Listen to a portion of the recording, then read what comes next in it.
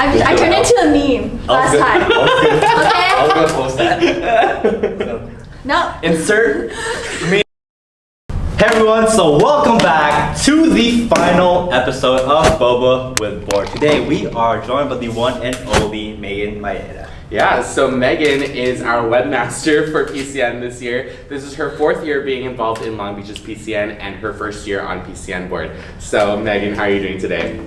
I'm doing great tonight. Alright, so let's kick off this interview by asking you, how was your very first PCN experience? Oh my gosh. Freshman year, I only did PCN because I was active in PAG. And I had 0.01 friends. So I was like, oh, PCN will make me more friends. And then I didn't realize how much I would enjoy it. And when I came to college, I was originally a Japanese major. So I was never really in touch with like my Filipino side. So when I did PCN, I was like, Grandma, look at this dance I'm doing. And she started crying. So I was like, okay, I'm gonna do this for the rest of my time. Yeah, love it. It's heartwarming, I love that. Okay, so with this being your 4th PCN, you've danced in several suites over the past few years, and so I'm just wondering, of the suites that you've been in, if you could tell me which one is your favorite. I'm sorry, Derrick. I did No not in your worries. ear, but I really just like how regal Moro was. I feel like the way you have to have a straight face, you really command the stage, and then whether you mess up or not, the audience doesn't really know. So as long as you hold the L, you killed it. Can you show the L? Oh no, I turned into a meme last time. I was gonna post that. No. Insert me. I left that group meeting right after. I was so depressed. I was like, Alright, so with this being your 4th PCN, what are you looking forward to? I'm looking forward to the fact that since I am on board this year, I get to see behind the scenes. Even though I have been absent for a little bit, I'm excited to see all the work that goes into it. Because even though I have had the experience of being on cab and I know what goes on, I don't know the PCN side. Yeah. So I'm really excited, and I really want to interact more with newbies and freshmen because I feel like I stick to the people I know, and that's probably something I should work on. To move away from PCN, so you mentioned that you were a little bit absent earlier, and the reason why was because you actually took a semester studying abroad in Japan. So I was wondering if you could go ahead and tell us about your trip. What was it like? So I was gone for almost 6 months. I left in September. I returned right at the beginning of February. It was the first time I've ever experienced winter, like a real winter. California does not have winter. So that was really amazing. I experienced being independent, like for real independent. Like didn't have phone service for a lot of times. Like, ooh, had to cook for myself. Oh my gosh. God. I could never. The first thing I cooked was luau, and it lasted me 2 weeks. Because I didn't know what anything else to cook. But it was such an amazing experience. I didn't realize how much I grew as a person until I came home. When you're forced to be on your own and you're put in situations where you just kind of have to establish your voice.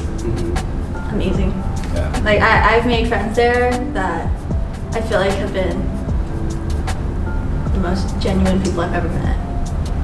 And yeah, I want to go back already. Like I was already looking at flights the other day. I was like, Oh yeah. I can imagine like spending that much time like somewhere and then having to like leave to come back to someplace that you already know, but like just falling in love with a place like that. oh my god, I've been in love with Japan since I've been little. I've gone there for vacations, like, but they're like week-long vacations. Yeah. So the reason I wanted to go was because I need to be there longer than a week. I wanted to know if like, oh I want to live in Japan was just something I was saying or something I'd actually do.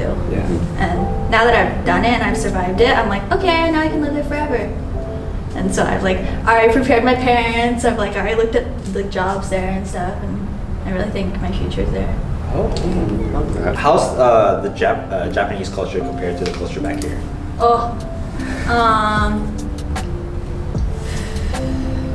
It's insanely different because they're more of a shame-based society. So they don't do anything that will attract attention to themselves. They just like want to go on their daily life. Yeah. So like the second I rolled up to school with purple hair, everyone was like, foreigner. And then I caught there right at the end of summer. So all my tattoos were out, which is already a big no-no there. So they're like, foreigner and tattoos, a criminal. And so I had no like actual Japanese people talking to me for the first month I was there because they were just scared of me. And I was like, I really nice, I promise. But there's the way that their culture is. It's where I studied was Kyoto, which was the old capital of Japan. So Kyoto is known as being super traditional. So if you go to Tokyo or Osaka, it's all people that are like us. They're just half of their population are foreigners. But when you go to Kyoto, it's all these old people and like not old people, kind of old people, just like super traditional people.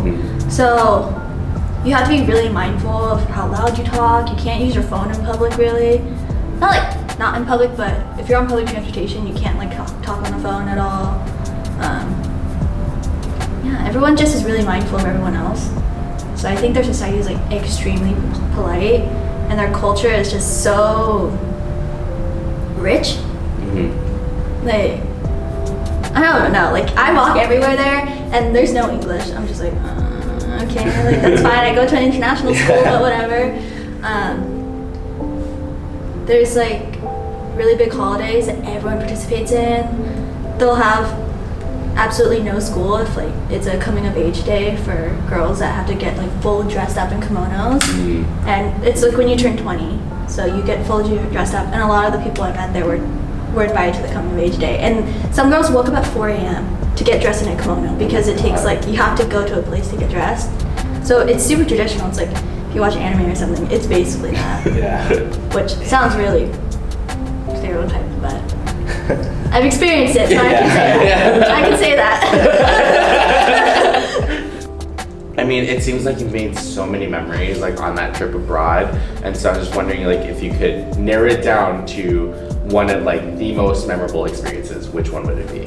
Aw, okay. So I had this little girl group that I made there. It was 4 girls. 2 of them were from Indiana, and one of them's from England, and one of them's from Australia. So we sounded badass when we would talk, because we would just be like, we all had accents. But I didn't really think we had accents until we get there, and everyone's like, I can tell you're from the valley. I was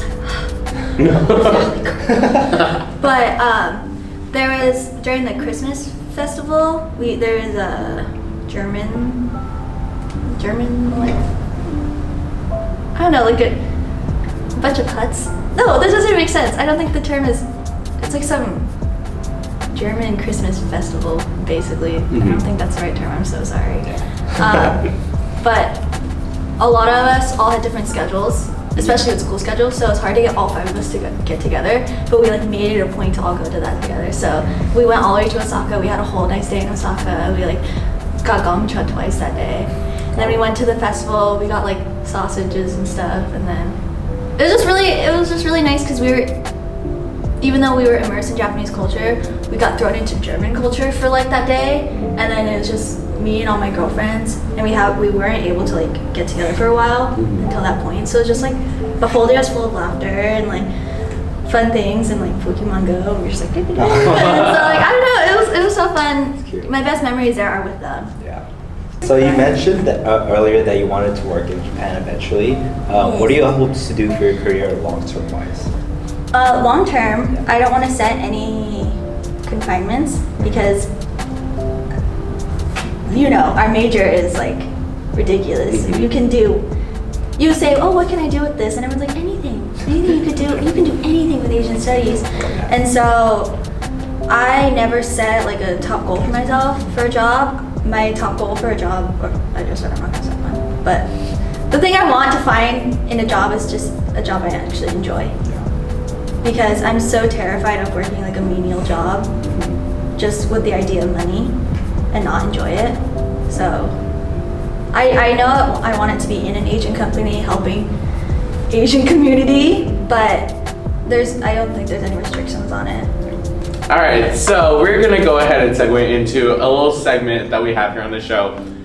By this point, if you don't know what it is, I don't know what to say. What's the rest? So we're gonna head into our segment, which is called Rapid Fire. So we're just gonna be giving you a series of questions, rapid fire style. You're just gonna have to answer them as quickly as possible. Are you ready? Yes. All right, Co, for the final time, count it down. In 3, 2, 1. Describe yourself in 3 words. Bubbly. Japanese, Filipino. Describe the perfect kiss in 3 words. With Jono! Exclamation point. Who's your celebrity crush? This Japanese guitarist named Miyavi. Give me your best Filipino accent. Anak, you're so dark. What's your biggest pet peeve? When people smack their food. Give yourself a compliment. You did that. Yes. If you could time travel, when would you go? Freshman year of college. No. What annoys you? When people aren't genuine. What's the cutest thing in the world? My dogs. Woo! Fill in the blank. Archives is Hardworking! boom. I had that ready. The last word. If that Thank you, doesn't Megan. capture this whole experience being archive scores Yeah. just in this past few months, I don't know what will. I prepared it. And I was like, Elite. So before we end things off for today's episode of Boba With Board, we have one last question for you, and that question is, what does PCN mean to you? PCN means to me being part of something bigger than yourself. I didn't realize how big PCN has made an impact on our campus alone. I didn't even know teachers knew about it. Like, teachers will know that spring semester, once all the Filipinos stop attending class, they know it's PCN. And even like when they talk about ethnicities on campus, they always bring up culture night. And they always talk about PCN. And I only know this because I have all Asian teachers. Yeah. So they're always like, oh, Pat, PCN's coming up, are you gonna come to class? I'm like, yeah, I'll be there. So just the fact that we've reached the faculty at our school shows that we reach even a bigger audience than just the Filipino American community surrounding Long Beach. And I think that is so amazing that I'm so happy that PCN has provided that for people, and I'm so excited that I'm part of it. Bam! Love that. Love it. Well, Megan, that was an awesome answer. Thank you so much for coming to the last episode. Yeah. Boba With Board. Oh my gosh. I'm a little bit emotional. Bittersweet. Yeah, it's a little bit bittersweet. But yeah, that's about it. That wraps up this final episode. That wraps up this series of Boba With Board. So PCN season is now. So make sure to be on the lookout for some more content to come. Yes. Don't forget to subscribe, hit that like button, and we will see you in the next videos. Cut. Oh my god.